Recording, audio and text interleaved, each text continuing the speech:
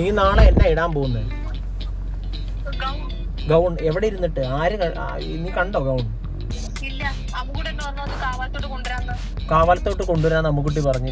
നീ അറിയുന്നുണ്ടോ അതിനകത്ത് എന്നാ നടക്കാൻ പോകുന്നത്, എന്നാ ഇടാൻ പോകുന്നത്? ഇല്ല. നീ പറഞ്ഞു കൊടുത്തിട്ടുണ്ടോ എന്നാ ഡിസൈനാണ്? അല്ല പിന്നെ നീ എന്നാ ആലോചിച്ചോണ്ടിരിക്കുന്നു? ബൊക്കെ ആരാ ചെയ്യുന്നത്?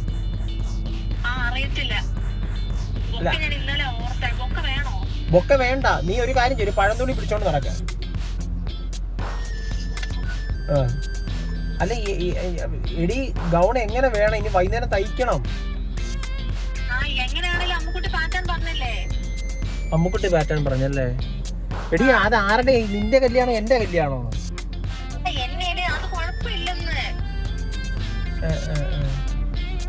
ശരി. ഇല്ല.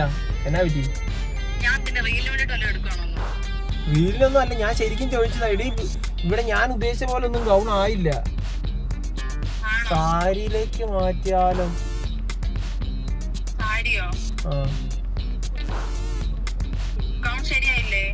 അല്ല പിന്നെ പഴയ നമ്മുടെ ഷൂട്ടിനുള്ള ഗൗൺസ് എല്ലാം നോക്കിയാലും. ഞാൻ നോക്കട്ടെ.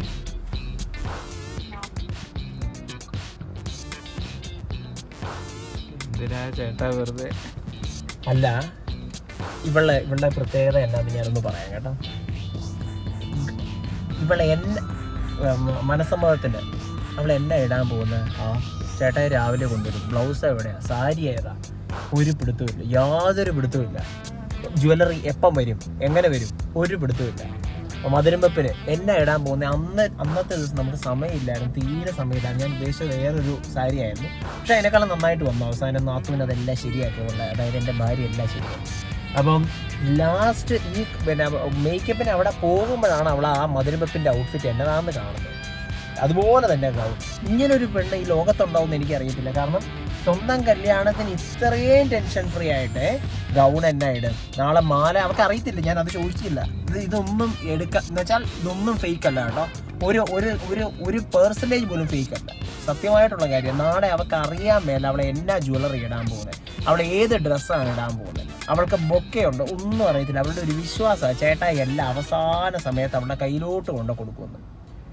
ആ വിശ്വാസമാണ് നമ്മൾ ചെയ്യാൻ വേണ്ടി പോകുന്നത്.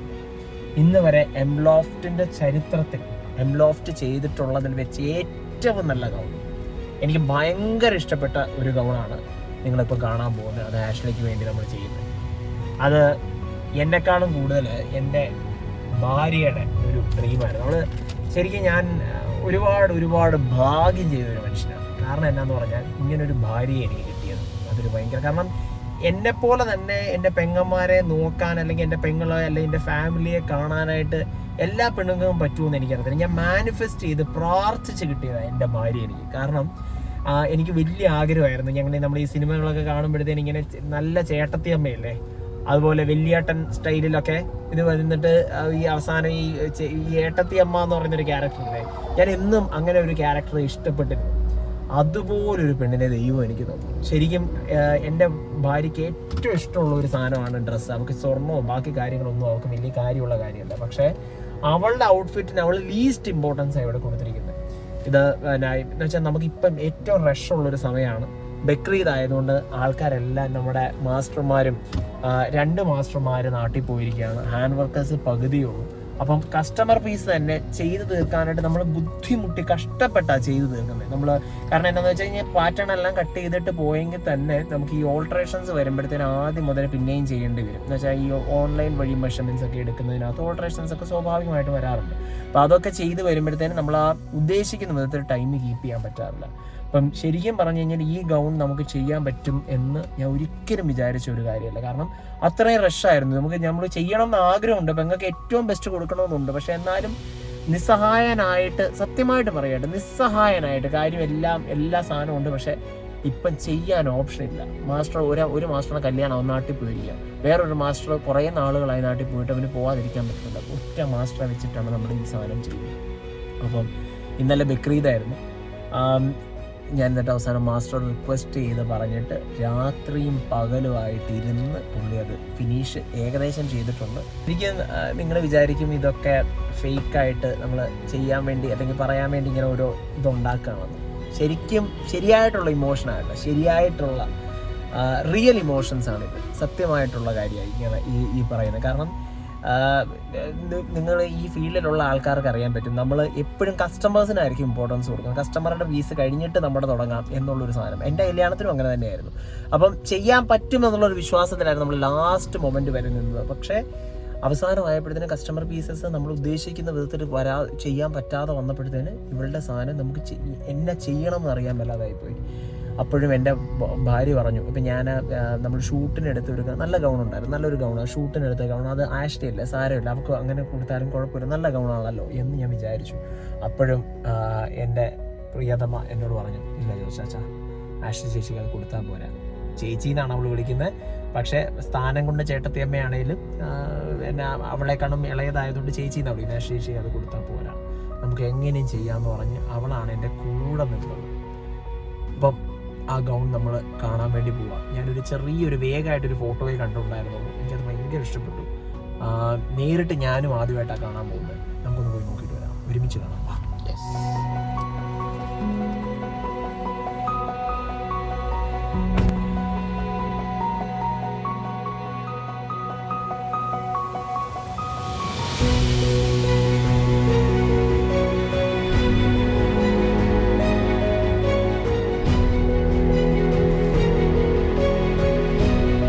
ാണ് സാധാരണ ഈ ഗൗണൊക്കെ കാണുമ്പോൾ ഭയങ്കര എക്സൈറ്റഡ് ആകുന്നതെങ്കിലും ഞാനാണെന്ന് തോന്നുന്നു, ആങ്ങളൊക്കെയാണ് അവളെക്കാളും കൂടുതൽ എൻ്റെ മോനെ എക്സൈറ്റ്മെന്റ്.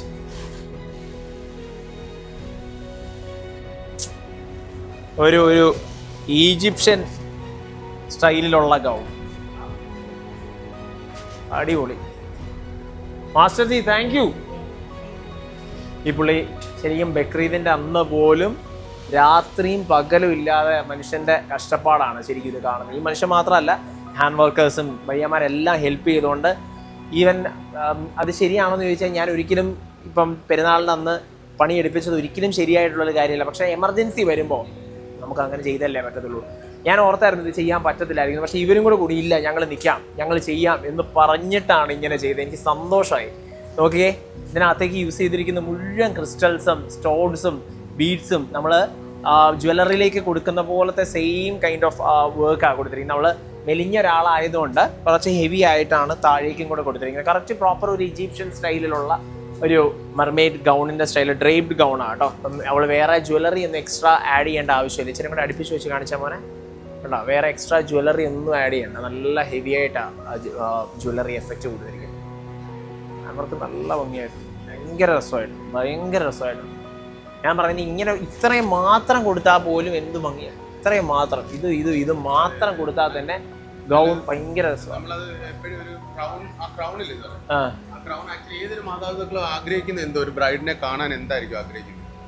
അപ്പൊ അത് ഒരു ക്രൗൺ, ഇത് തിരിച്ച് സാറ് നോക്കി കഴിഞ്ഞാൽ ഇതൊരു ക്രൗൺ ആണ്. അതിനെ ഇൻസ്പൈസ് ചെയ്ത് ഇത് തിരിച്ചു നോക്കി കഴിഞ്ഞാൽ ഇതൊരു ക്രൗൺ ആണ്. കാരണം എല്ലാം കാശുള്ളവനും കാശ് എത്ര കാറ്റഗറി എന്തും ആയിക്കോട്ടെ, പക്ഷെ അവരുടെ ബ്രൈഡിനെ കാണാൻ അവർ ആഗ്രഹിക്കുന്നതെന്ന് പറഞ്ഞാൽ ഒരു അന്നത്തെ ദിവസം ഒരു പ്രിൻസസ് ആയിട്ടാണ്. സോ ആ ക്രൗൺ ആണ് ഇവിടെ ഇരിക്കുന്നത്. ഇത് തിരിഞ്ഞു വന്നു കഴിഞ്ഞാൽ ഇതൊരു ക്രൗൺ ആണ്. അതുകൊണ്ട് തീർച്ചയായിട്ടും ആ മാതാപിതാക്കൾക്ക് തീർച്ചയായിട്ടും ആഷ്ലീനെ ഒരു പ്രിൻസസ് ആയിട്ട് കാണാനുള്ള രീതിയിൽ തന്നെയാണ് നമ്മൾ ഒരിക്കലും അത്രയും ക്ലാസ് ആയിട്ടാണ് ചെയ്തിരിക്കുന്നത്. ബോൾഡ് ആൻഡ് നാരോ, അതായത് ഇത് കണ്ടോ, ഈ കട്ട് ഇവിടെയാണ് ഏറ്റവും കൂടുതൽ ബോൾഡ് കൊടുത്തിരിക്കുന്നത്. ഇവിടുന്ന് അങ്ങോട്ട് പോകുന്നത് നാരോ, ഷാർപ്പ്. ഈ വർക്കും ഇതും ഷാർപ്പ്. പിന്നെ ബാക്കിലും അതേ കൂട്ടാണ് ചെയ്തിരിക്കുന്നത്. സ്ലീവിന്റെ എഡ്ജ് കൂടുതലും ഭയങ്കര ഷാർപ്പ്. പിന്നെ ഇടുന്ന ആൾക്ക് എല്ലാം ലീൻ ആൻഡ് നാരോ കട്ട്, ഭയങ്കര ഷേപ്പ് എൻഹാൻസ് ചെയ്യും എല്ലാം ഭയങ്കരമായിട്ട്. അപ്പം അതുകൊണ്ട് ഓരോ കണക്കുണ്ട് ഇതിൻ്റെ. ചുമ്മാതങ്ങ് നമ്മൾ സ്പ്രെഡ് ചെയ്യുമല്ല.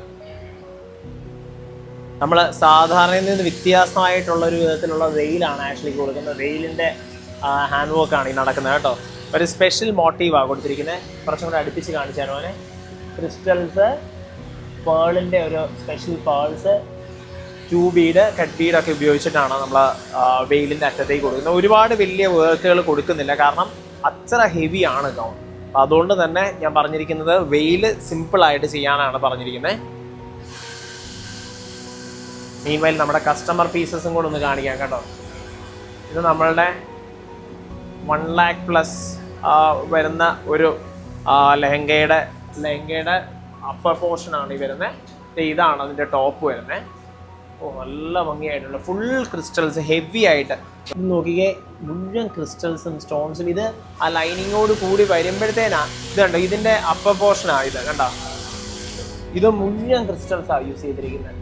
സെമി പ്രഷ്യസ് സ്റ്റോൺസും ക്രിസ്റ്റൽസും ഉപയോഗിച്ചിട്ടാണ് ഇത് മുഴുവൻ കൊടുത്തിരിക്കുന്നത്. ഇത് കണ്ടോ, ഇതുപോലുള്ള മെറ്റീരിയൽസ് ഉപയോഗിച്ചിട്ടാണ് നമ്മൾ മാലകളിലേക്ക് കൊടുക്കുന്നില്ലേ, ഈ ഒറിജിനൽ ജ്വല്ലറിയിലേക്ക് കൊടുക്കുന്ന പോലത്തെ സ്റ്റോൺസും ക്രിസ്റ്റൽസും ബീഡ്സും പേൾസും ഒക്കെ ഉപയോഗിച്ചാണ് ഇതുപോലുള്ള ഔട്ട്ഫിറ്റ്സ് നമ്മൾ ചെയ്യുന്നത്. ഇതിൻ്റെ സ്കേർട്ടിൻ്റെ പോർഷനാണിത് കണ്ടോ. ഇങ്ങനെ ഇരിക്കുന്ന ഒരു പോർഷനാണ്. ഈ ഒരു പോർഷനെ നമ്മൾ ഇതുപോലെ തിക്കായിട്ട് ഹെവി ആയിട്ട് ആക്കി വരികയാണ്. ശരിക്കും എത്ര ദിവസങ്ങളുടെ പ്രയത്നത്തിനൊടുവിലാണ് ശരിക്കും ഈ ഒരു എല്ലാവരും പറയും ഒരു ദിവസത്തെ ഒരു കാര്യമല്ലേ എന്ന് പറയും. പക്ഷേ ആ ഒരൊറ്റ ദിവസത്തിന് വേണ്ടി നമ്മൾ എത്ര ആൾക്കാർ എത്ര ദിവസം പണിയെടുത്താലാണ് ആ ഒരു ദിവസം ഉണ്ടാവുക എന്നറിയാമോ?